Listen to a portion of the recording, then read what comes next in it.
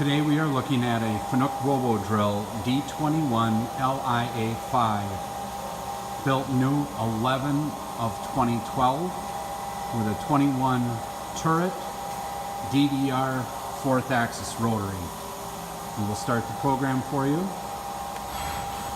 The machine will run at 5,000 RPM, doing a drilling operation with the 4th axis positioning. It is now at 10,000 RPM with the 4th axis in a 360,000 degree movement.